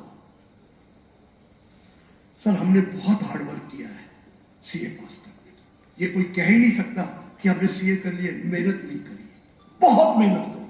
और कोई कोर्स हो कितना भी आसान हो, लेकिन ये कोर्स से कोई बगैर मेहनत के पास नहीं हुआ है। अब मैं आपको बोल रहा हूं, भगवान ना करे किसी भी क्लाइंट की सर्च हुई, तो किसी भी क्लाइंट की सर्च हुई आपके, तो आपका सर्वे जरूर होगा। ये उन्होंने पूरा गाइड कर दिया कि इनका सर्वे CA के पास ले जाओ, उसकी हार्ड डिस्क पकड़ लो, कंप्यूटर पकड़ लो या लैपटॉप पकड़ लो, कुछ नहीं करना, उस हार्ड डिस्क पे या तो कॉपी कर लो, ये ले, फिर देखो इस क्लाइंट की बैलेंस शीट कितनी बार चेंज करी है, कितना प्रॉफिट लॉस को आपने चेंज किया है, GST में कितनी चेंजेस की है, अरे 3CD फॉर्म कितनी बार बदला है, सारी की सारी चीज जितनी बार बदलोगे डिलीट हो ही नहीं सकते। 500 आदमी इन्होंने रखे हुए हैं जो ये निकालते हैं कि कितनी बार डिलीट हुआ है, आउटसोर्स नहीं कर दिया। सर मारे जाओगे, वहां पर एक फिगर भी चेंज हुई सवा, कहता जी मैंने क्लाउड में रखा हुआ है। वो कहता बारिश आए ना आए हम फिगर ले जाएंगे सारा, कुछ नहीं बचेगा। और आपको बता दूं पूरी की पूरी इंफॉर्मेशन उनके पास है। ये आपका कंप्यूटर, ये आपका लैपटॉप बारूद है, भरा हुआ है सब कुछ। किसके लिए बना है? क्लाइंटों के लिए बना है। मैं आपको बता रहा हूं बच्चों, मुझे याद है 9 नवंबर 2016 8 को आया था। 9 नवंबर 2016 में मेरा ऑफिस भर गया क्लाइंटों से। कोई कहने लगा मेरे पास 10 लाख रुपए है वो डिमॉन्डेज के टाइम, कोई कहता है 20 है, कोई कहता है 50 है, कोई 1 करोड़ रुपया है, कोई कहता है मेरे पास 5 है, कोई कहता है 10 है, एक आया 100 करोड़ है सर बचा लो कुछ करवा दो। मैंने कहा पहले तो रुक जाए यार, तेरे पास इतने पैसे हैं। और जब मैं फीस मांगता था कहता मेरा काम ही नहीं चल रहा। फिर मेरे पास तो जहर खाने के भी पैसे नहीं है। अरे ये हमारे पास ही है तो ये कहां से आ गए तुम्हारे पास? सर ये तो गलत है। हम जान मारते हैं क्लाइंट्स के लिए, हमने बड़ी मेहनत करी, ये तो हमें दे जाते हैं, हमारी तो नींद भी हराम है, हम तो हमारी तो लाइफ ही खत्म कर दी है, सब कुछ बोझ हमारे पास। हाथ जोड़ के विनती है, आगे से अपने कंप्यूटर में कोई चेंज नहीं करना। उसको तो अपना कंप्यूटर लिया चेंज करके मेरे को फाइनल दे दे, नहीं तो ये जीएसटी की रिटर्न भी हमारे यहां से जाती है, इनकम टैक्स की प्रॉफिट देखा और ये टीडीएस कम काटा है, एडवांस टैक्स पूरा नहीं जमा कराया। चलो नीचे से ऊपर थोड़ी जाते, हम तो ऊपर से नीचे थोड़ी जाते हैं, हम तो नीचे से ऊपर जाते हैं। समझ गया मैंने क्या कहा? और फिगरें हम बदल देते हैं, हाँ आपका फायदा कराते हैं, चलो कोई टैक्स ना दो, हम ठीक एडजस्ट कर दें। मत करना, मत करना, अपने कंप्यूटर पे मत करना। हमने जिंदगी बहुत खराब कर दी है, अब नहीं, क्योंकि अपने कंप्यूटर का जो बरूद भरा हुआ है इसको खत्म कर दो। मुझे मत कहना, मैं निकला ऑर्डर करके एक लेक्चर देके तो बाहर फोन आ गया, सर वो मेरे क्लाइंट का जीएसटी रेड हो गया। मैं फिर कहता मेरा भी कंप्यूटर ले गए। मैं उसमें क्या था सदा, सब कुछ तो था। आप प्लीज अपने आप को बचाओ, गलत काम नहीं करना, और गलत काम करने के कुछ मिलता भी नहीं, कुछ नहीं मिलता। कम कमा लेंगे, लेकिन मैं तो 100 चूहे खा के हज को चला गया। अगर आपने 98 खाए हैं तो 2 और खा लेना, उसके बाद मत खाना, नहीं तो मोदी जी छोड़ेंगे नहीं। मैं बता रहा हूं, प्लीज फॉर गॉड से do not keep anything in your computer. ये हार्ड डिस्क नहीं है, हमारी हार्ड लक कर देगी। आप प्लीज हटा लीजिए और आप कुछ नहीं करो, गलत काम नहीं करो। वक्त नहीं है, ये मोदी जी की वजह से नहीं है, ये कंप्यूटर है। अरे मैंने एक दिन करोमा के शोरूम में गया, मैंने उससे पावर बैंक लिया, कह रहा जी 1800 रुपए का। मैंने ले लिया, बाहर निकल रहा था, उसने मेरा फोन नंबर मांगा, मैंने फोन दे दिया। कहता सर आपका आईपैड कैसे काम कर रहा है, आपका आईफोन कैसे काम कर रहा है, आपका सोनी का टीवी कैसे काम कर रहा है। मैंने तेरे से तो कभी खरीदा ही नहीं है, ये तो एयरपोर्ट से खरीद रहा हूं मैं। कहते सर आपने कोरोना के शुरू में इंडिया में किसी भी जगह से ले रखा है, हमारे पास पूरा रिकॉर्ड है कि आपने इतने 10 सालों में ये चीजें खरीदी है कैश। अरे फ्लिपकार्ट अमेजन से आप कैश का सामान मंगवा लेते हैं, उनसे इंफॉर्मेशन जब जरूरत होती है दे देते हैं। कंप्यूटर है, वो करेगा क्या, कंप्यूटर है। अरे मैंने एक बार डोमिनो को टेलीफोन किया, भैया बच्चे को पिज्जा भेज देना दो। कहता सर टॉपिंग क्या कौन सी चाहिए, मुझे इतना पता नहीं था, फिर मैंने कहा यार दे देना 2-3 टॉपिंग। कहने लगा सर वो गार्लिक ब्रेड नहीं मंगवाई। मैं कहा आपको क्या लेना है, पिछली बार मंगवाई थी आपने गार्लिक ब्रेड, आप क्यों नहीं मंगवा रहे। क्या मतलब, कहते हैं आपके घर में 10 साल में जितने पिज्जा डिलीवर हुए उसकी डिटेल मैं बता सकता हूं। ये कंप्यूटर है सर, ये सब कुछ बोलता है। इसलिए हाथ जोड़ के विनती है, अब अपने आप को सीधा कर, नहीं तो वक्त बहुत खराब आने वाला है, बहुत खराब है। और एक और सुन लो, मोदी जी को शोर मचाते थे, नीरव मोदी भाग गया, ललित मोदी भाग गया, मल्ल्या भाग गया, चौकसी भगा दिया। अरे रुको, ब्लैक मनी बिल आया था सर, जिसमें कहा था भाई फॉरेन एसेट्स है और फॉरेन इनकम है, बता दो इतनी डेट तक 60% टैक्स दो, हम आपको कुछ नहीं कहेंगे, नहीं तो बाद में 10 साल की कैद है और सारा चीज में ले लेंगे। अब ये चले गए, उस पर लिखा हुआ था assessee who is resident in India. अब ये कहने लगे हम तो नॉन रेजिडेंट हैं, मैंने तो सिटीजनशिप भी छोड़ दी है, तो मेरे अगेंस्ट एक्शन ले ही नहीं सकते। स्विस बैंक को कैसे कहोगे, ये पैसे कहां से क्रिएट करोगे, ले ही नहीं सकते, क्योंकि ये रेजिडेंट के लिए लॉ है। लीजिए करो, लॉ ही बदल दिया था, बिल में कर दिया 1 अप्रैल 2016 से रिट्रोस्पेक्टिव अमेंडमेंट कर दी। क्या लिखा है, if you were a resident, if you were resident at the time when that income was earned outside India or you have kept it outside India or asset was created outside India, अगर आप उस वक्त resident थे and today you happens to be non-resident or not ordinary resident, it will not make any difference, you will be liable for all those action which can be taken under black money.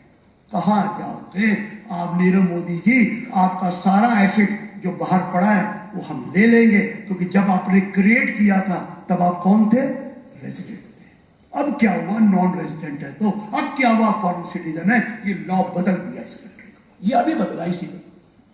ये है दिमाग sir कि अब जाओगे क्या, कोई चीज छोड़ने वाले नहीं है, सीधे हो जाओ। मुझे कहा जी मरवा दिया मोदी जी ने, कलकत्ते में था तो क्या हुआ, जीएसटी से मर गया। मैं क्या हो गया, कहते मैं 80 लाख सेल दिखाता था, आज मेरी 8 करोड़ सेल है। तो मैंने कहा क्या दिक्कत हो गई है, हर मोदी जी मारेंगे, 8 से 80 से 8 हो गया एक दिन में। अरे मैंने कहा यार तेरे को फायदा है, उन्होंने कह दिया तंग नहीं करेंगे, लेकिन अब तो तेरे को बाथरूम जाना है तो जा तो सकता है, ये तो पहले तो डर लगता था पैसे को बीएमई ना डाल ले, अब तो सारा रिकॉर्ड है तेरे पास, क्या चिंता का। कहते सर बात तो सही है लेकिन डर बहुत लगता है। मैंने कहा डर को दूर कर और टैक्स दे और अपनी जान छोड़ा। जो टैक्स देगा सुखी रहेगा, जो टैक्स नहीं देगा उसको छोड़ेंगे नहीं। Thank you very much.